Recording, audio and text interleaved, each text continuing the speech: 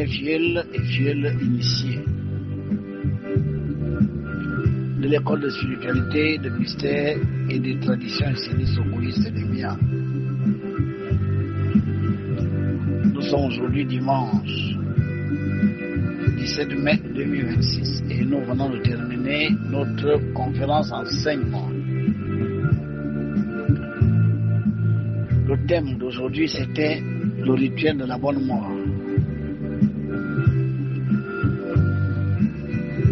Tout en comprenant ceux qui n'ont pas pu être là en raison de certaines contingences matérielles et les autres qui n'étaient pas à Libreville au Gabon et qui ont suivi jusqu'à un moment, mais pour des problèmes de connexion déconnants, et ils n'ont pas pu suivre la conférence jusqu'au bout. Voilà pourquoi je me fais aujourd'hui le devoir de résumer l'essentiel qu'il fallait retenir de cet enseignement. La première chose, c'est que vous ne devrez pas avoir peur de la mort, parce que la mort signifie le retour à votre demeure. Nous avons été créés dans la sphère astrale de la Terre. Nous vivons là-bas depuis notre création. Là-bas, nous avons fait des classes. Nous sommes partis du végétal au minéral. Mais pendant qu'on était dans cette ascension, Satanas nous a densifié, a tiré l'homme dans le plan physique de la Terre. Et du coup, tous ceux qui ne s'étaient pas encore auto-réalisés, c'est ceux-là qui se sont sentis nus. Car Satanas nous a fait visualiser la bipolarité antagoniste. Au lieu de la bipolarité complémentaire dans laquelle le Père Céleste nous a créés. Dans la sphère de la Terre, nous étions des androgynes. Mais sur Terre, dans le plan physique, nous sommes obligés de prendre un pôle ou un autre. Soit vous naissez homme, soit vous naissez femme. Naturellement, nous sommes appelés à venir étudier les lois de la conscience dans le plan physique. Parce que cette conscience doit se détacher de la matière et réintégrer la sphère astrale de la Terre, le haut astral, pour continuer notre évolution dans les mondes supérieurs, jusqu'un jour à sortir de la Terre pour aller dans les cieux. Le premier ciel étant la Lune. Dans cette entreprise, naturellement,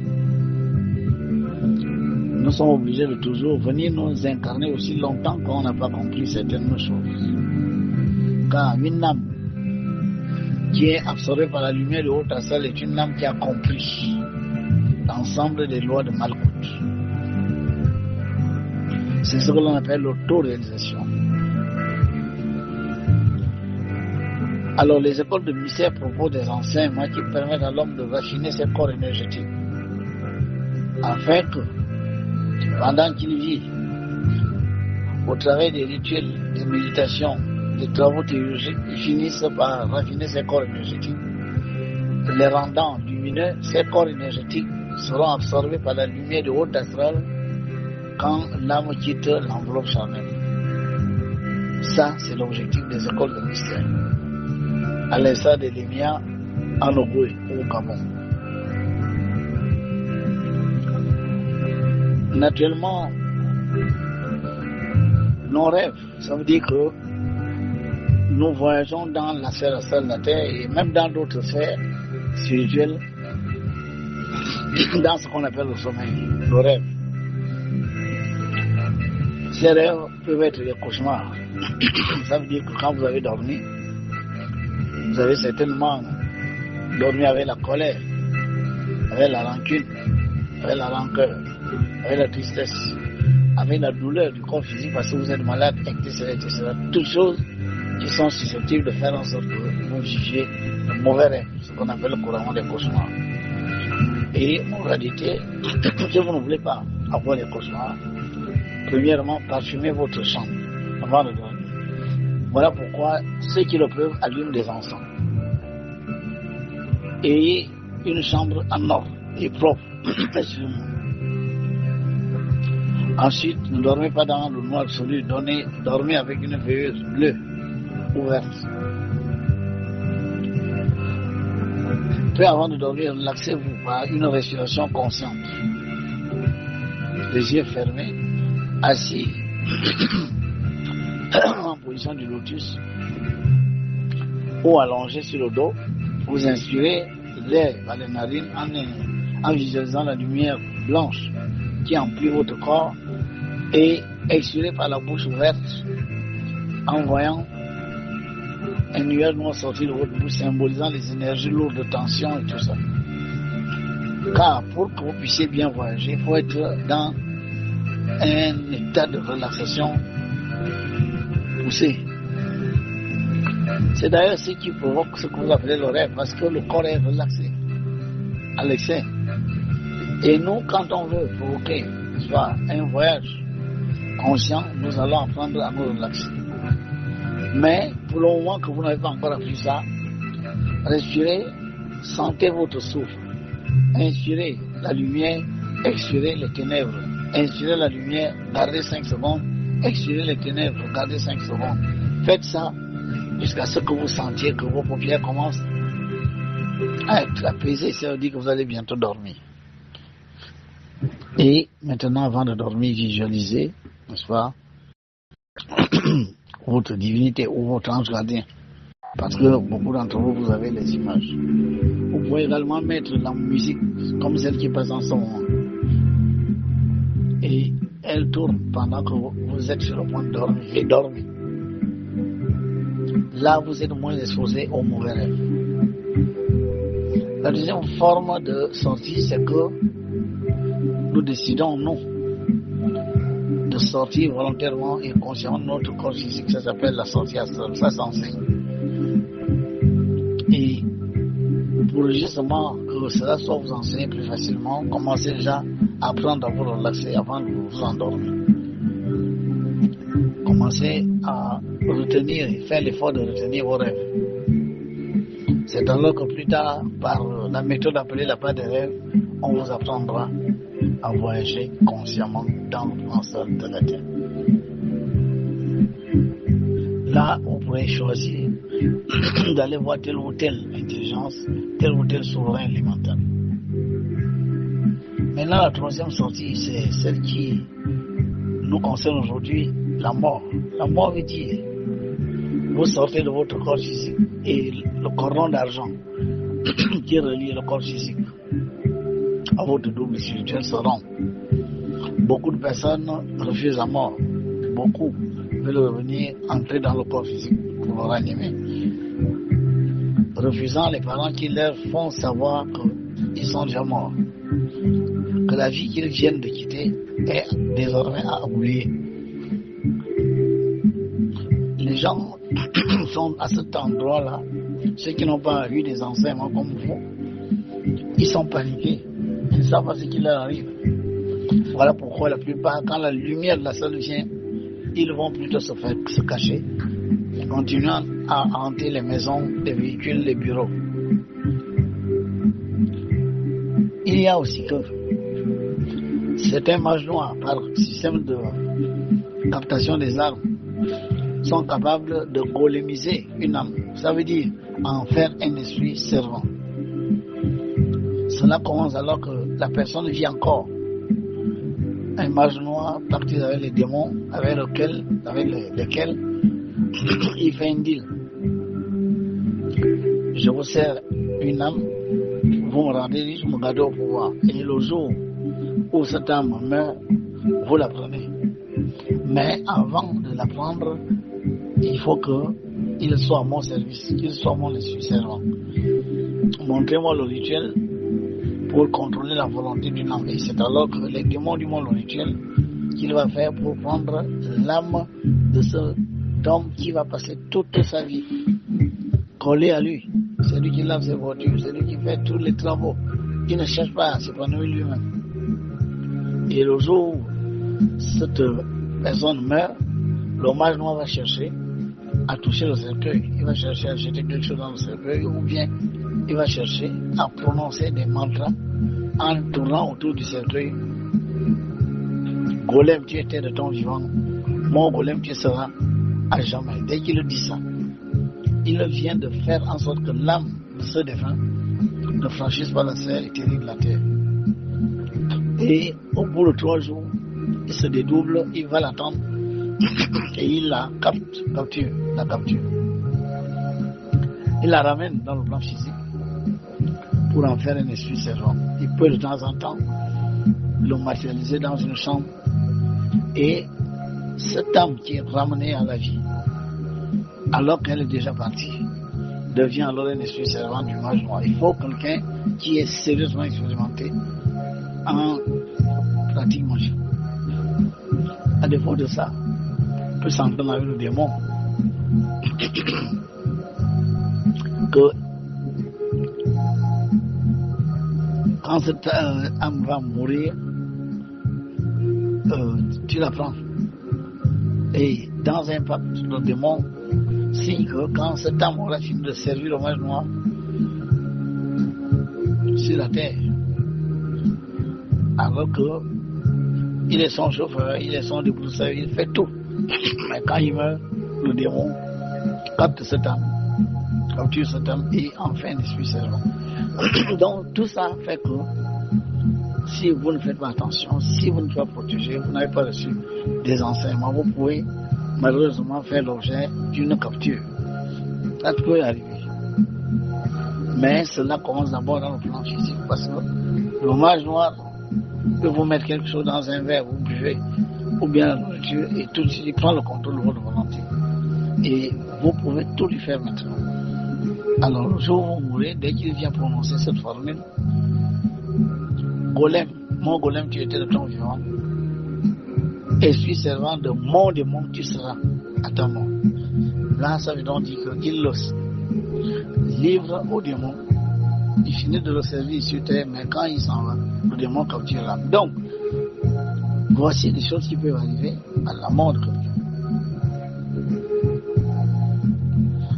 Alors, il arrive également qu'une personne est très attachée aux choses de la terre, les femmes, l'argent et tout ça, il refuse de partir. Attachement à la matière. Tout ça va faire en sorte que cette personne ne puisse pas quitter la sphère éthérique de la terre et continuera, n'est-ce pas, de hanter les lieux qu'il a fréquentés. C'est là qu'on parle de revenant. Alors, l'autre cas qui est le plus normal est que vous décédez. Vous allez tourner autour de votre corps, vous serez là suspendu au cours du corps et vous allez commencer à voir que des gens que vous considériez morts sont là avec vous en vous rassurant que vous êtes mort. Alors, vous vous rendez dans votre maison, vous voulez aller toucher votre femme pour la rassurer que vous n'êtes pas mort, malheureusement, la femme ne vous sent pas, les enfants ne vous sentent pas. C'est alors que vous allez paniquer. Les parents vont vous rassurer, vous paniquez parce que vous n'avez pas reçu les enseignements sur ce phénomène que vous vivez difficilement parce que vous ne vous étiez pas préparé à ça. Pourtant, en chaque réincarnation, quand vous retournez, vous vivez ce phénomène, mais pour beaucoup, ça, c'est toujours comme si c'était la première fois. Alors, nous disons que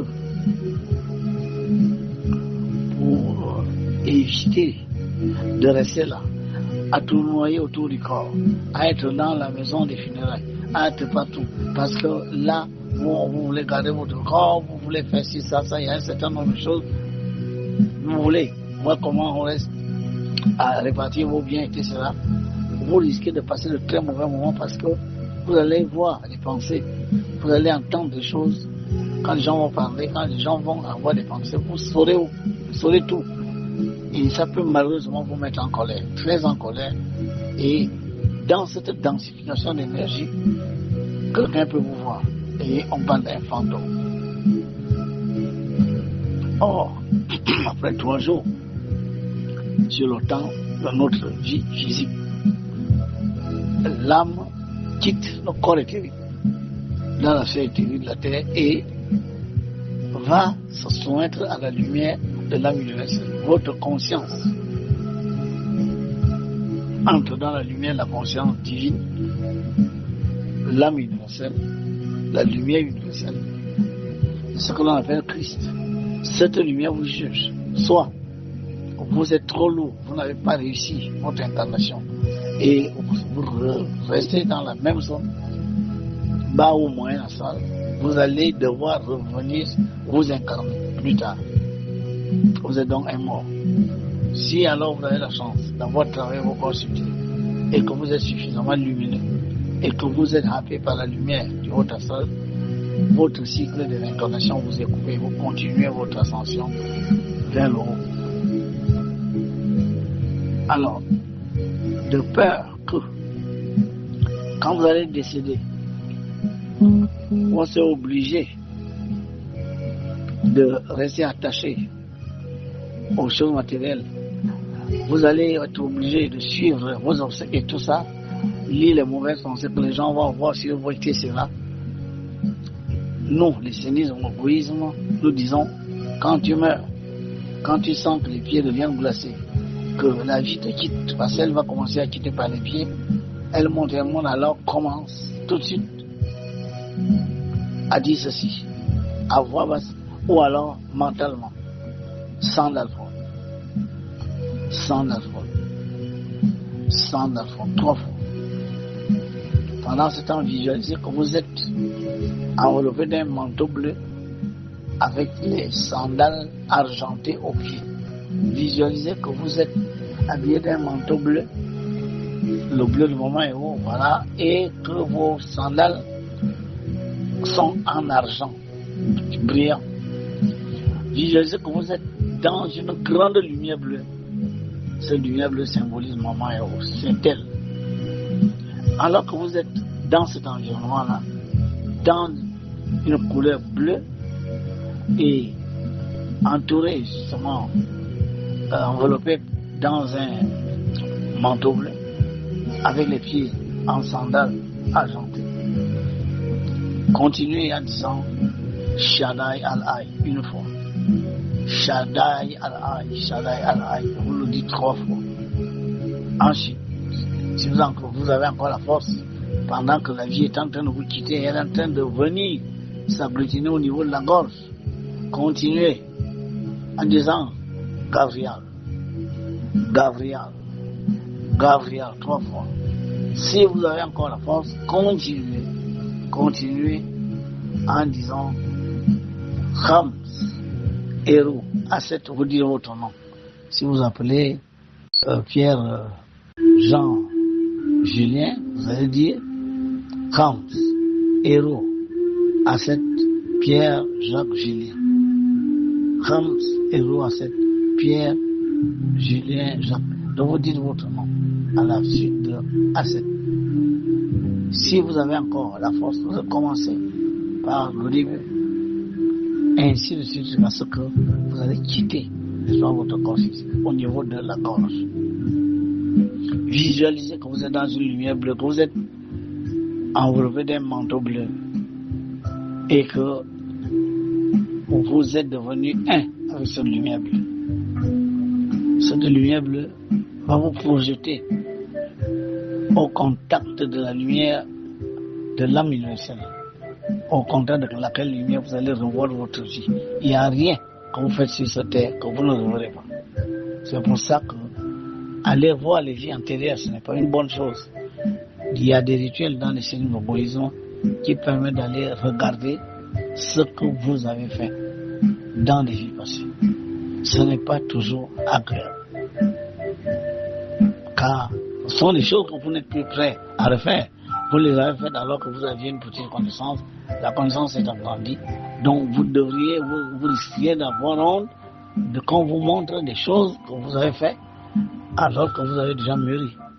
Voilà pourquoi on nous enlève le souvenir de la vie antérieure et surtout on nous enlève le souvenir de la vie que nous menions dans la Sainte avant de décider de venir prendre un corps humain. Ensuite, maintenant, visualisant la lumière bleue autour de vous et continuant de proclamer Sandalphon, Shaddai Al-Ai, chaque fois, 3 fois, Gabriel, 3 fois, comme c'est à 7 heures, votre nom 3 fois. Relaxez-vous. Soyez tranquille en disant, je suis en train d'entrer dans un autre monde. Ce monde est gouverné par des lois. Il suffira que je me conforme à ces lois et tout ira pour nous. Donc voilà déjà ce qu'il faut faire. Visualisez la couleur bleue et visualisez que vous êtes habillé d'un manteau bleu avec des sandales en argent. Voilà. Alors, si au contact de la lumière universelle, vous avez suffisamment travaillé vos corps énergétiques par notre Père que vous récitez tous les jours, par les méditations, par des rituels que vous faites ponctuellement pour purifier vos corps énergétiques. Si vous le faites, vous avez l'habitude de le faire. Si vous l'avez fait de façon très poussée, vous pouvez très bien être happé par le plan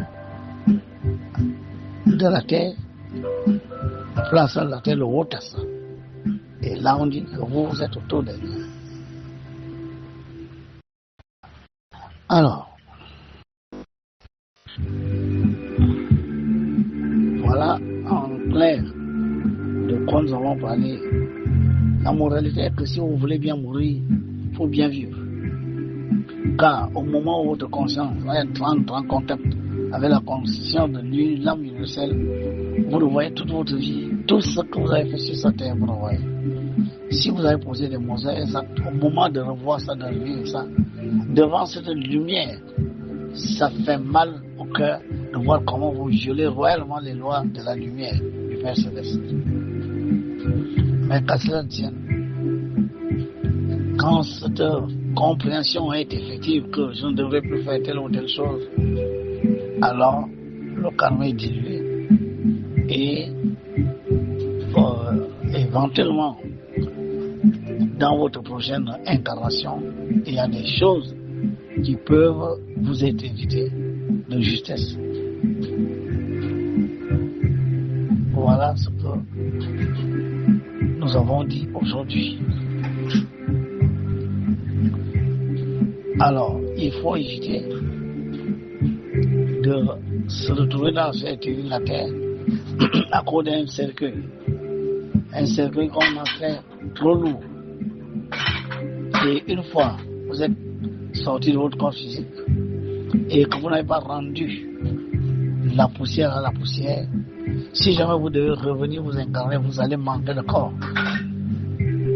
Parce que vous n'avez pas rendu à la terre ce qu'elle vous a prêté. Voilà pourquoi la terre prend ses dispositions. Celui qui ne lui a pas rendu ce qu'elle lui a prêté, la terre vous retient dans la sphère éthérique de la terre. Voilà pourquoi beaucoup d'âmes que vous croyez mortes, parties, sont là dans l'éternité terrestre à cause d'un cercueil trop lourd. Moralité.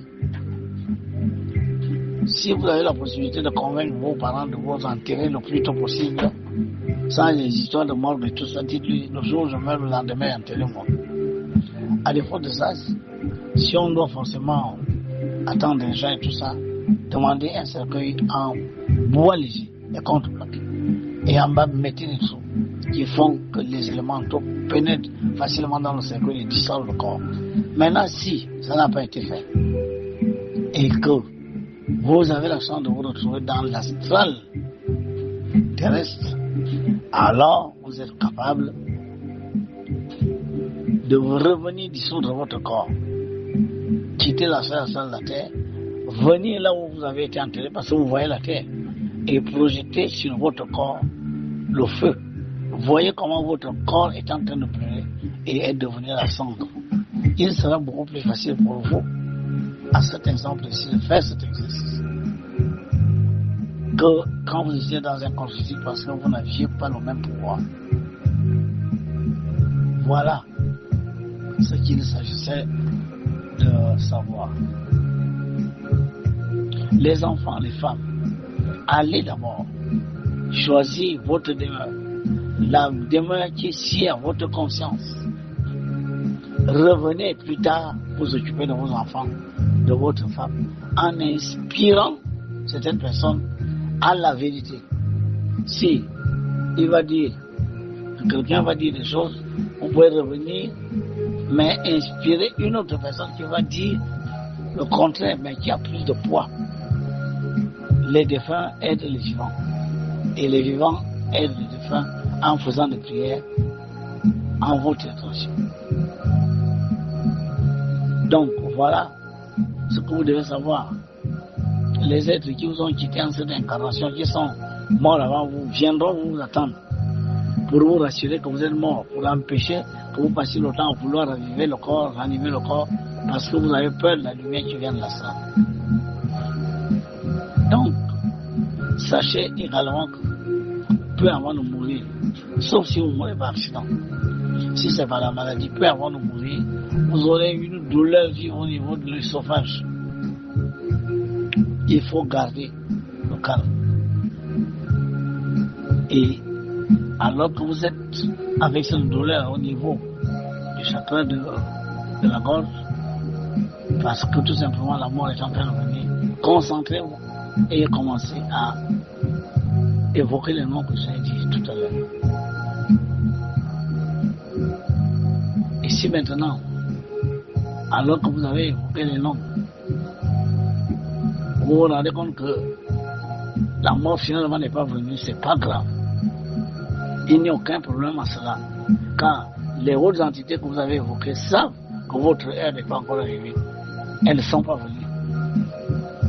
Mais quand l'heure est venue, le mois est venu que vous partiez, que les anges qui vous ont entouré, votre ange gardien, tout le monde savent que c'est le jour, ils viendront. Ceux qui vous ont quitté, les maris, les femmes, les oncles, les tantes, seront au rendez-vous, car ils viennent vous attendre là comme vous attendiez quelqu'un à l'aéroport. Il va rester. Ils vont rester là avec vous jusqu'à ce que vous plongiez dans la lumière de l'âme universelle qui vous juge. Et vous allez voir tout ce que vous avez fait sur cette terre, en bien comme en mal. Vous allez revivre ces événements.